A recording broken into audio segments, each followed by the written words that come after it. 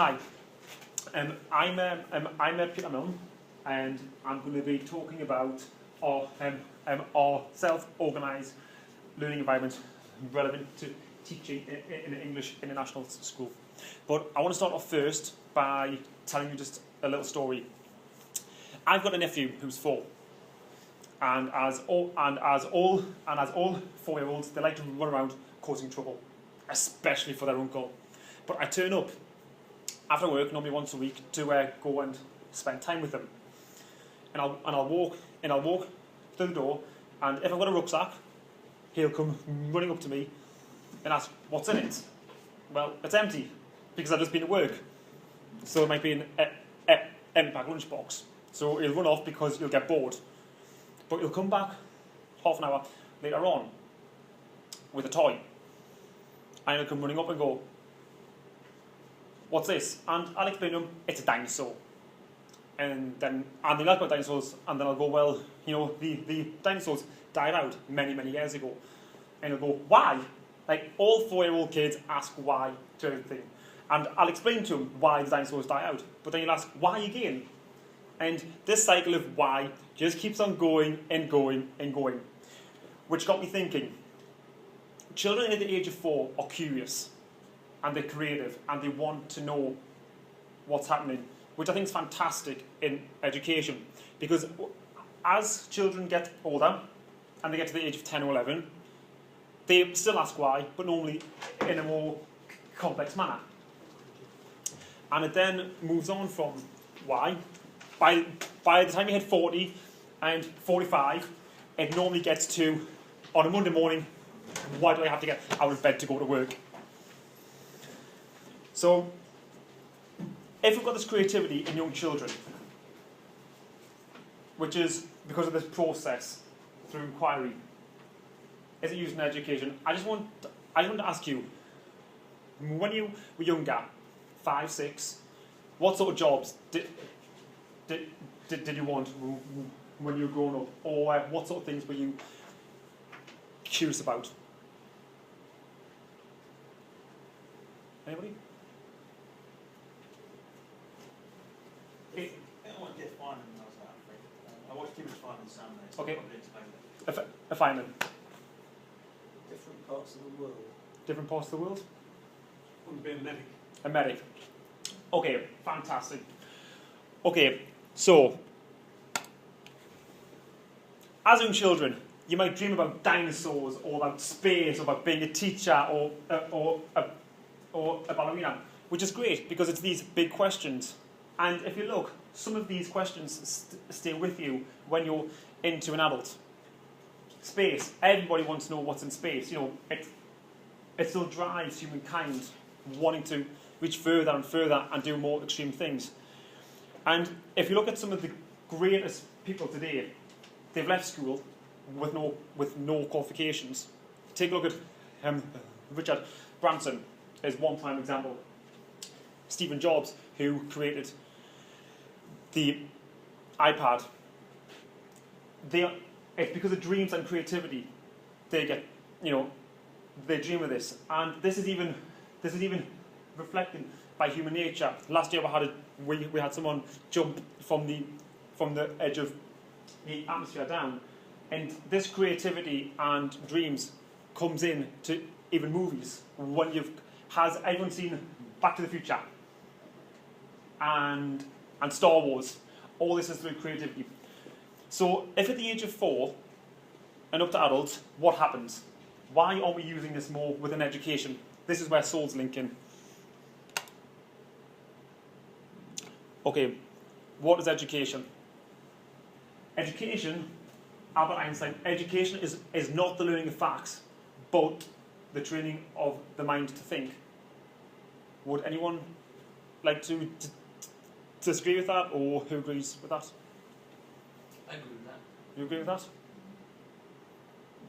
Okay, so if we all agree that learning of facts on their own is useless, go back 130 years ago when we had the Victorian education system.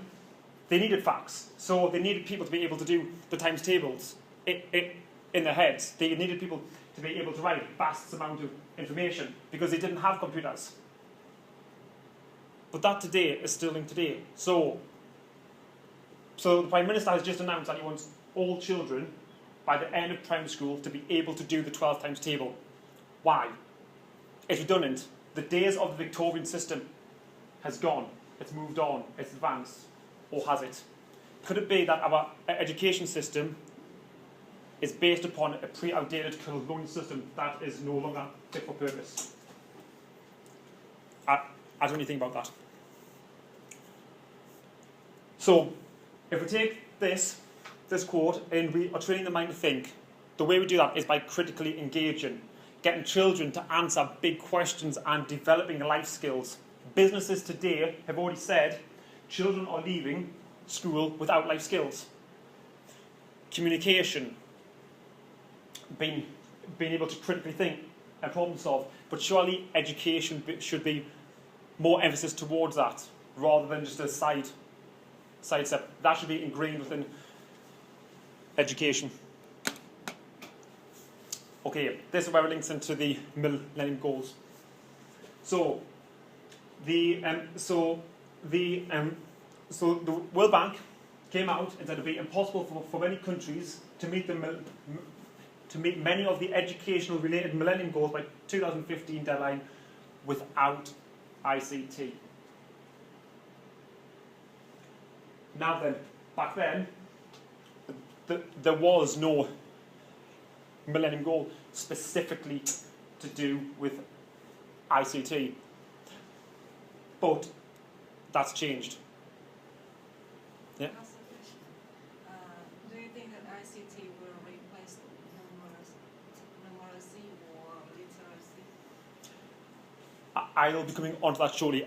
I think ICT and technology is a tool which if used effectively in conjunction with other tools can be fantastic. Technology is useful across the spectrum, which we'll come on to in a minute with souls. It's changed.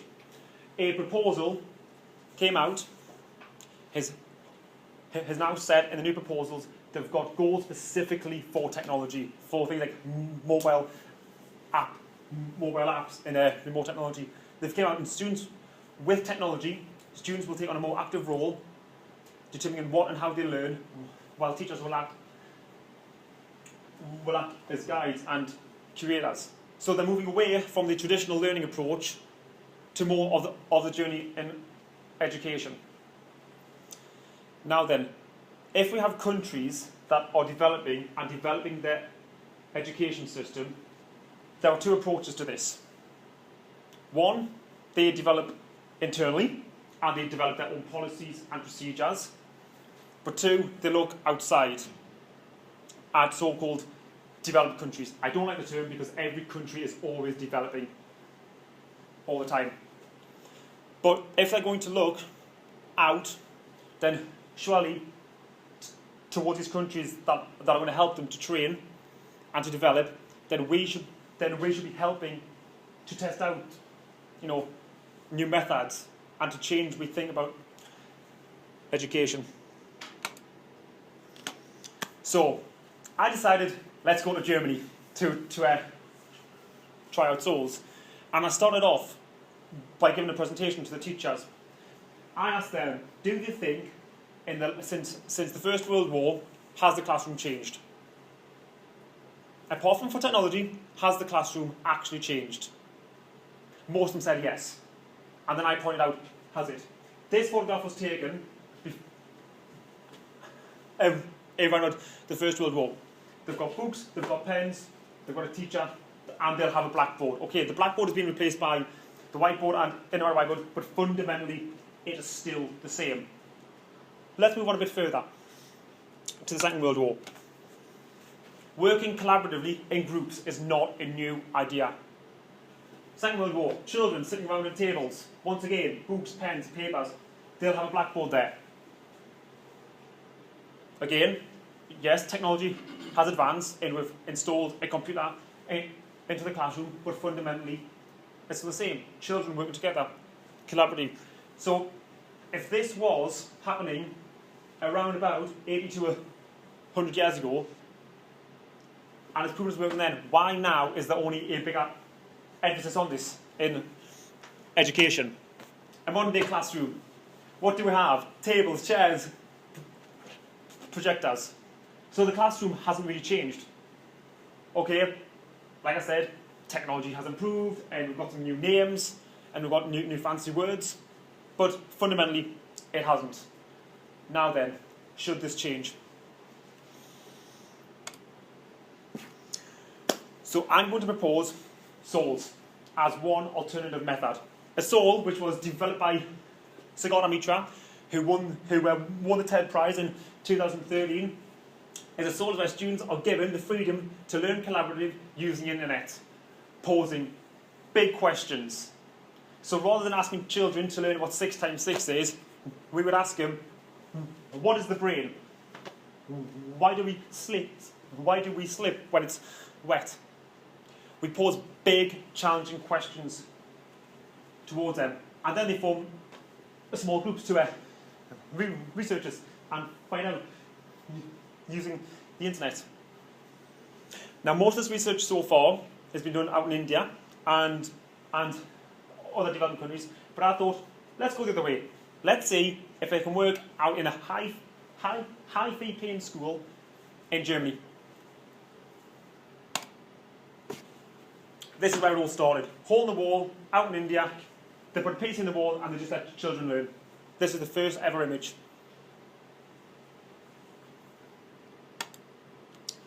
So, just a bit of a background. So, as I mentioned, I went to an English international school in Germany, which is based, they teach based upon the English curriculum. So they do IGCSEs and international baccalaureate. I taught 4 classes over 4 days. Was my research was conducted.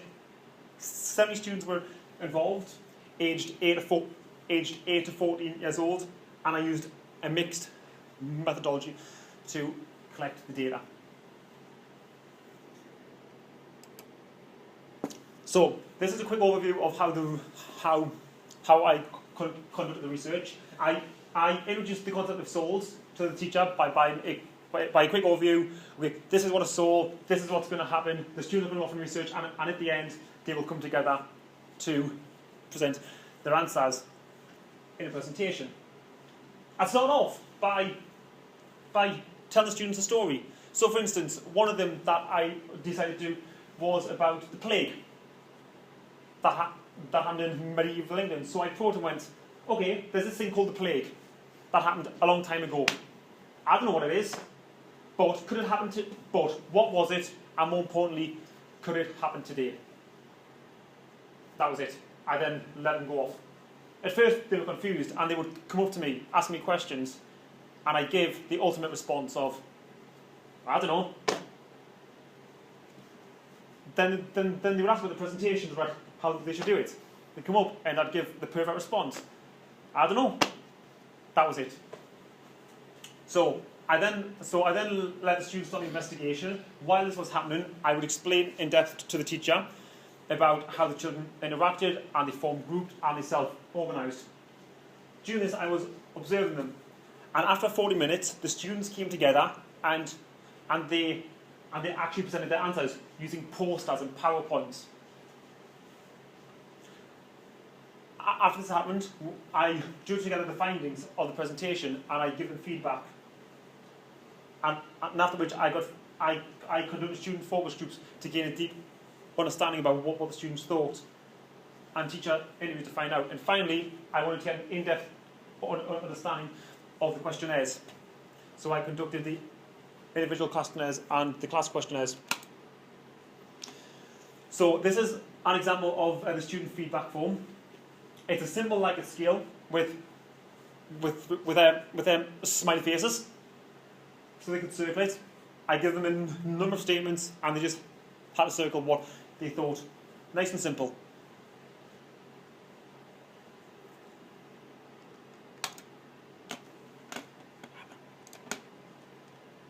That's just gone incredibly wrong.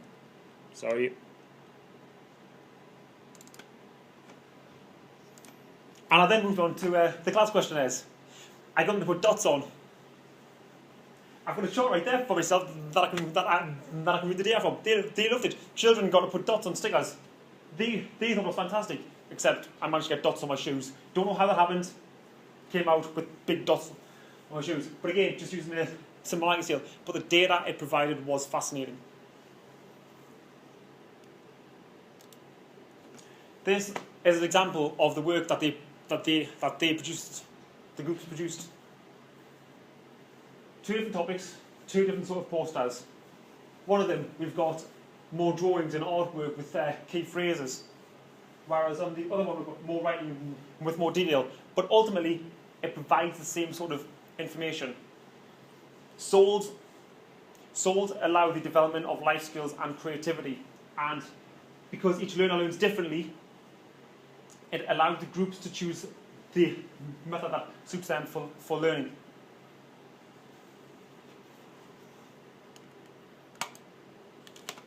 So these are the results from the class questionnaire. Overall, the results show that children enjoyed the work. They enjoyed participating, they enjoyed being creative, they enjoyed using the method to have to think and to keep going and to research the big questions. They enjoyed the teachers standing back and letting them get on with the work rather than teachers telling them what they had to do. They enjoyed working with their classmates and they enjoyed deciding who they work with. But the results also show that when it came to using it for homework, they weren't so sure. Now, why is that? Well, it could be because they've never thought about using group work outside of schools. I don't know. That would have to be for further research. And the result for the individual questionnaires support the whole class questionnaires. They thought they were creative, they were positive, they were enthusiastic, and they enjoyed playing an active role. Now the results are you've got mainly often and sometimes. The older children, so the older 2 classes, generally provided responses that were more assertive. So they selected often on more occasions, whereas the younger children only chose sometimes on more occasions.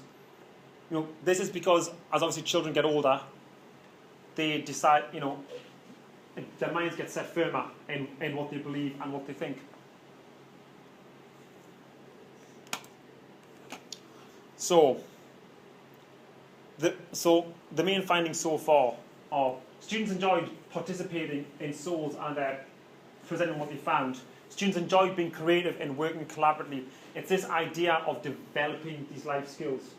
It's been demonstrated that SOLs can be used across lots of different lesson types, whether it's history, geography, English, art. However, the lower ability students struggled as they found it hard to listen and to process information.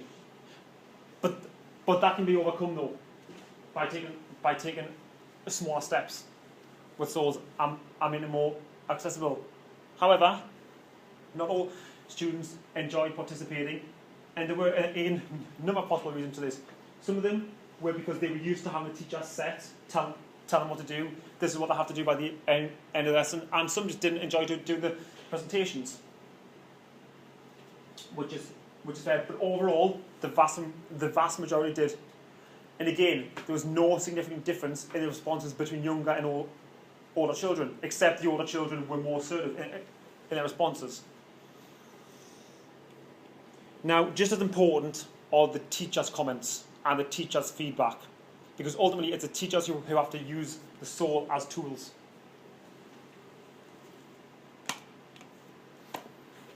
The teachers believe that SOLs could play a positive role across a range of lessons. We had an art teacher covering for a history teacher. She loved the idea. She loved the idea of going, who is Rembrandt and what did he do?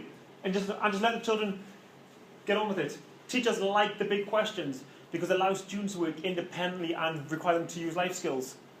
And if you think back to the goals, the new proposed goals, this is what SOLs are all about. This is what the new goals are trying to achieve. However, they did identify that SOLs couldn't be used all the time because the students would get bored. They would get bored of repeating the same process. So I'm not saying that SOLs should replace the world and take over the world, but it can work in conjunction with other processes. You know, you don't always have to focus on developing these life skills. You know, they don't have to be in every single lesson.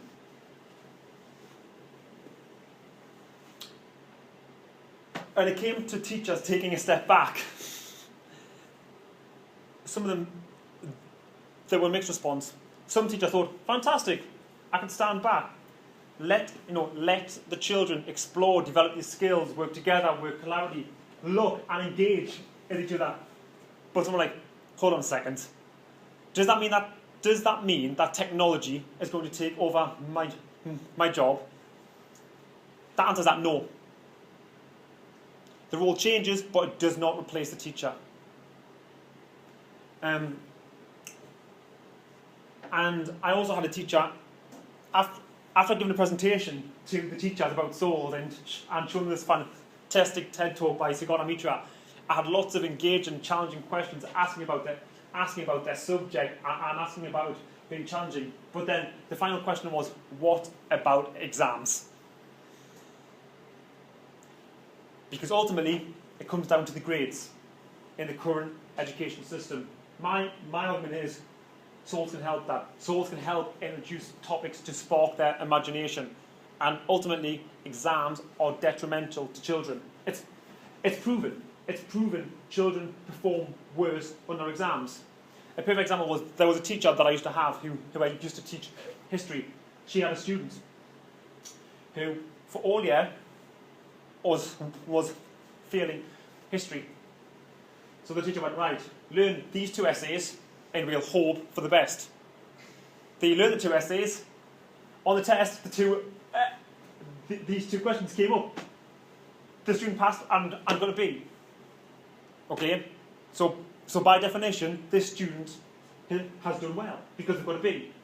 But all the student has done is they've just remembered some facts and how to write it down. How is that going to help them if they then go out to get a job in a business or move on to further education?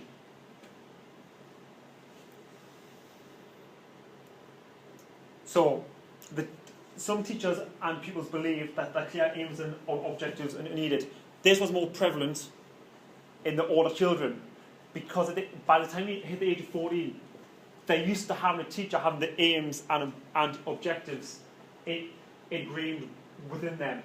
They're used to having set and getting told what to do by the teacher. This is what you need to do over and over again. But technology is changing this. Mobile technology especially. So, the lower children with the aims and objectives. Clearer aims and objectives could perhaps make SOLs more accessible for the children of the lower ability students. Help them phase them in. So they can look at these big questions and be inspired and be creative. So, moving on from the results, further research.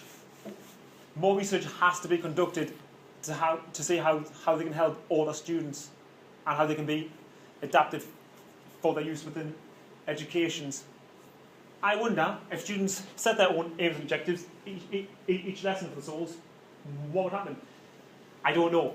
It hasn't been tried. It hasn't been tested yet. If the SOLs were more structured through the aims and objectives, the teachers believe that would make it more engaging for the lower ability students to be able to access it.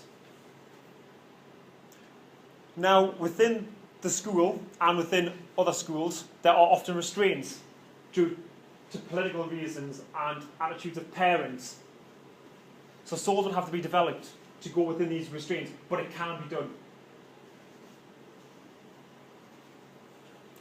What about the long-term effects on grades of students? That hasn't been looked into. However, research out in India shows that children who have been using SOLs, the results are the same as, if not better, the students who have been using traditional teaching methods. That's what the early research is shown out in India. Now then, if we agree that we're going to use SOLs, we need to do additional research into the pedagogies to establish a more in-depth understanding of the effects that they have on staff and students. When I was looking at SOLs, I was thinking, right, there must be an approach used by teachers for technology. There has to be. And I came across something computer-supported collaborative learning. I thought, great, perfect pedagogy, using technology, doing research. Hold on a minute. No. Because in the pedagogical approach, the teachers ask the questions, the teachers tell them what they have to use, and the teachers tell them what they have to do by the end of the lesson. So for instance, they tell them they have to use so many websites, they have to use so many blogs, they have to look on these sites. What's the difference between doing more traditional teaching methods and that? It's not. It's just giving it a different name. There is collaborative learning, which is a pedagogical approach, but that's very, very broad. Very broad. And I think if we're looking at alternative teaching methods, we have to look at the pedagogies used. And maybe think about creating a whole new one. I know, let's call it Pete's pedagogical approach to using technology. I quite like that, because I'm called Peter. So, what is the future of learning? This is a picture taken of the first full classroom built for a school near here at a place called Killingworth. Could classrooms be more open using technology and interactive like this? Technology is advancing and developing and becoming more cost effective and becoming more accessible. You no longer need to have PCs set in one place. You no longer need to have internet lines running through. You now have boxes which can bring the internet even in the remote locations. So the internet is becoming more accessible and technology becoming more affordable. I just want to finish on a couple of points. First one is, in 10 years' time, when my nephew is 14 and is at the upper range of this, and the children who are now 3 and 4 years old, how are you going to teach them and using what? And also, I'm excited. I'm very excited, because this year there is going to be a fantastic development that I've been waiting for a long time. The hoverboard.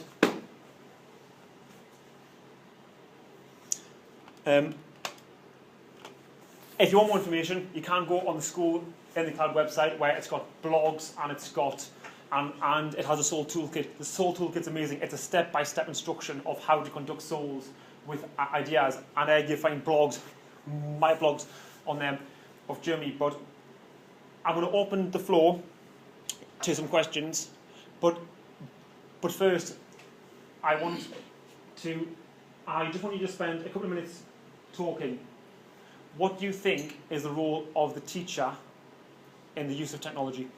Just spend a couple of minutes with the person next to you, just discussing it.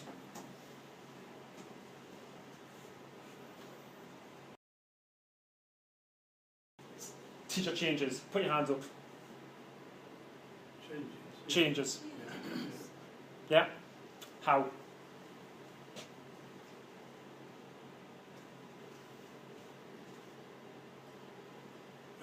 Yeah, in terms of directing, perhaps in terms of directing students how to access information and ideas and procedures rather than imparting them. Yeah, okay. One possible. Yeah. Anybody else? Well, they need to moderate the content, right? I mean, your kids might go, let's say, to the history lesson, they go and Google ISIS, right? And they saw ISIS on the newspaper, and then they start finding dodgy videos on the internet or whatever. Or equally, they go and say research, calculate science, and come across the homeopathy or other nonsense. How to deal with that sort of stuff. I think there's. I think that it depends. It also depends on the context. Like RE, it's very different to say doing a science lesson using something. I'm not convinced you can do a science lesson using it. So I think that there is a need for procedural learning in that sort of context. So you need to know how to basically, make your chemistry experiment rather than just like trying to very random chemicals together, you know, that sort of thing. Whereas internet approach sort of encourages. But I think in terms of exploring an idea, coming some initial questions, yeah, I think that's probably where I can find the solve to the house. Okay. Anybody else? Yeah. I think that one of the most important role of teachers should be to educate the children to have good attitudes about how to use technology and still remain a human. Okay. That's my Yeah. Anybody else like to add anything? Okay, so if the role changes, is it a good thing or a bad thing? Is their role diminished? Well, shouldn't the focus of an education environment be students? So whether a teacher ends employed or not, or having to do a different job or not, you know, for instance, create a bunch of teachers how to learn, rather than do IT, how to learn computer science, which I think is a really positive step. You know, I think that's not the question. The question is actually, are the students becoming, well, better educated as a result? So in some ways, I think that's a bit of a misleading what you asked. Okay. I think one of the values of the teacher role is that the teacher is able to facilitate the students to deal with all the information Yeah. at their disposal, to actually navigate a way through it. I don't think that is necessarily a change in the purpose of a teacher.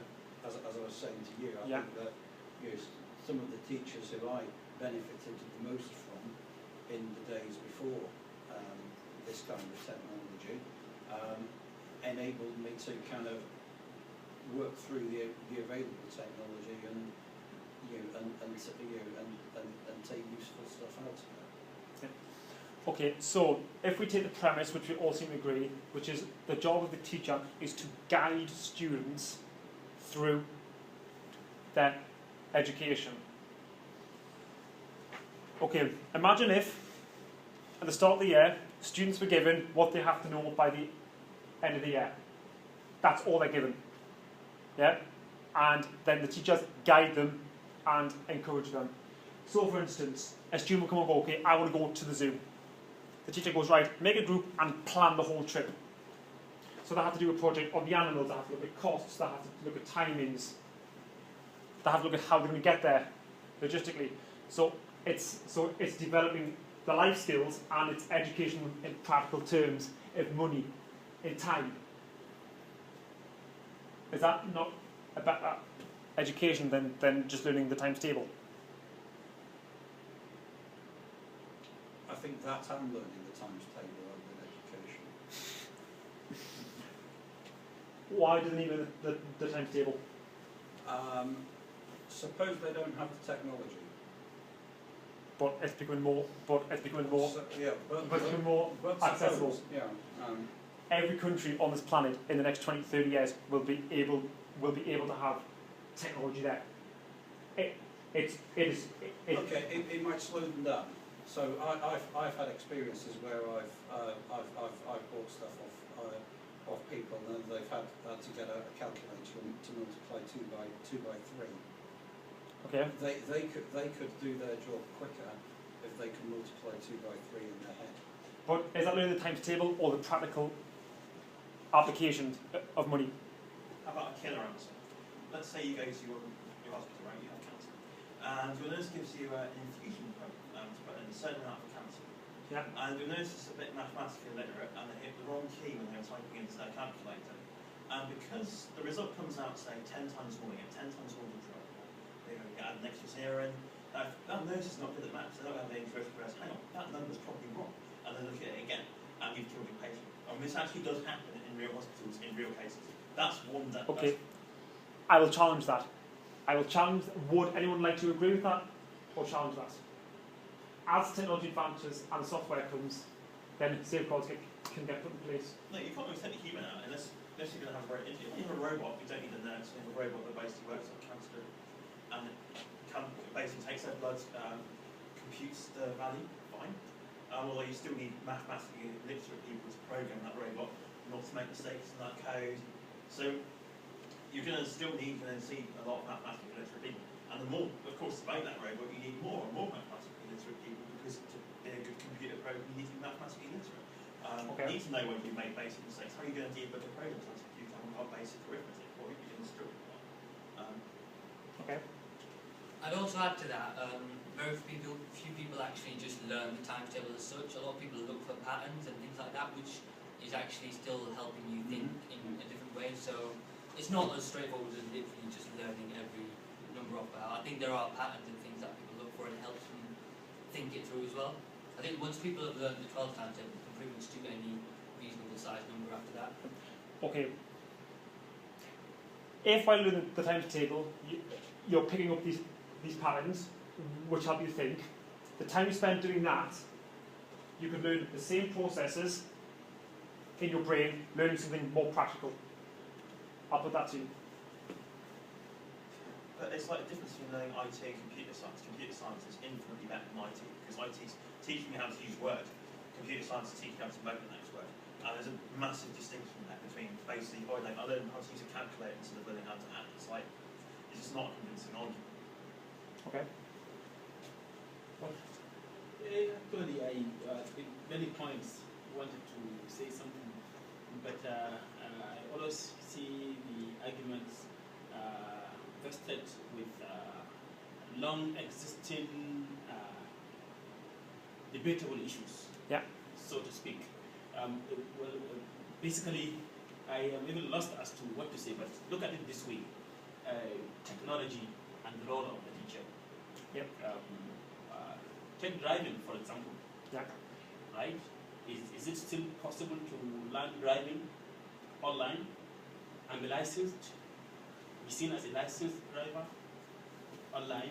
So what I always see a teacher is someone, we say seeing is believing. He has gone there, and he comes back to take someone also where he has seen.